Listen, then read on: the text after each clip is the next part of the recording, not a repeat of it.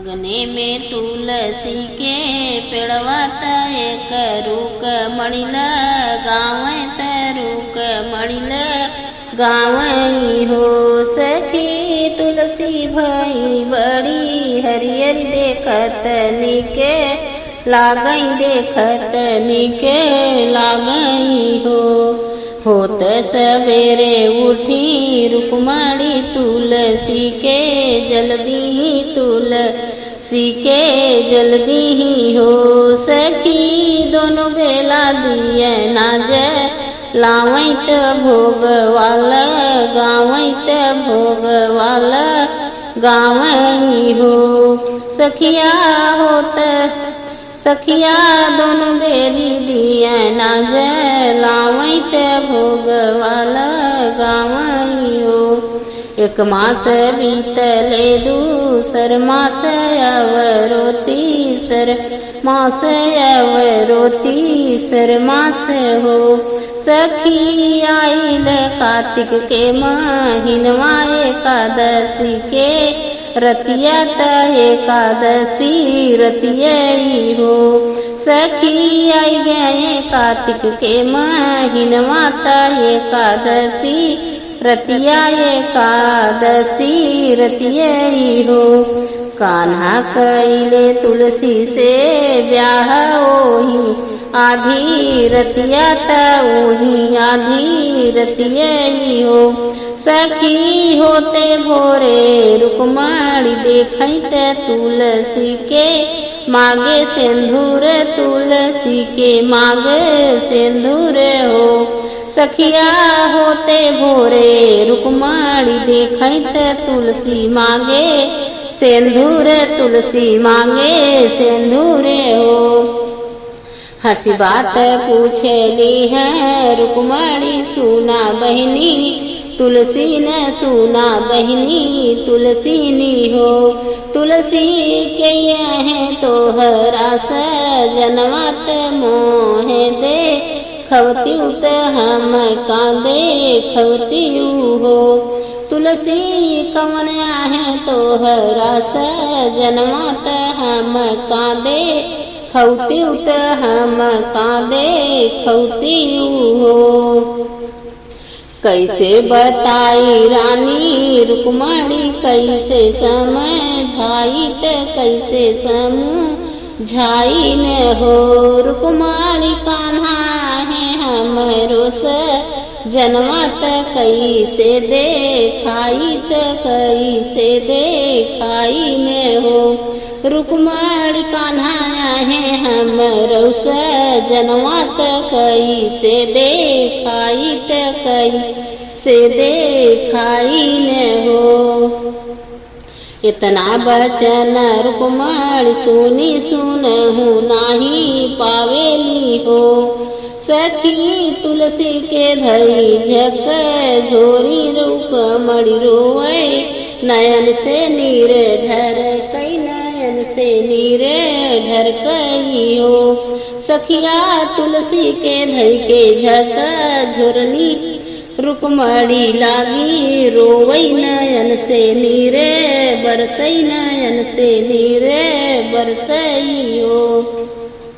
कवन कसूर हम कैले मोरी पीठी अंगार धर्यु मोरे पीठी अंगार धर्यु हो तुलसी रहलु तू मोरी हिनिया त बनलु सवतिया त बनलु सवतियो तुलसी रहु तू मोरी बहिनिया त बनलु सवतिया त बनलु सवतियो जनी रोवा ये रुक्मणी जिनी रोवा मोहे सवती न बोला सवती नाही बोलाऊं हो रुक्मणी तू तो आयु कान्हा के रानियवा त हम बीरहिनिया त हम बीरहिनिया हो रुक्मणी तू तो आयु कान्हा के रानियवा त हम बीरहिनिया त हम बीरहिनिया हो। सावन मास बीजे डालल भादो जन्म ले हे भादौ में जन्म ले हो। रुक्माणी कुंवर में भैली सयानी त कार्तिक में बियाह होत, कार्तिक में बियाह होत हो। रुक्माणी कुंवर में भई हमसे आनी त कार्तिक में बियाह भइल, कार्तिक में भी यह भइल हो। एक दिन के बनी दुल्हनिया त एक दिन के रनिया त एक दिन के रनिया हो। रुक्माणी माघ में पत्ते पत्ते झड़ी जाई त गंगा दहवाऊ त गंगा दहवाई जाई हो। रुक्माणी माघ में पत्ता पत्ता झड़ी जाई त गंगा दहवाई जाई, गंगा दहवाई जाई हो।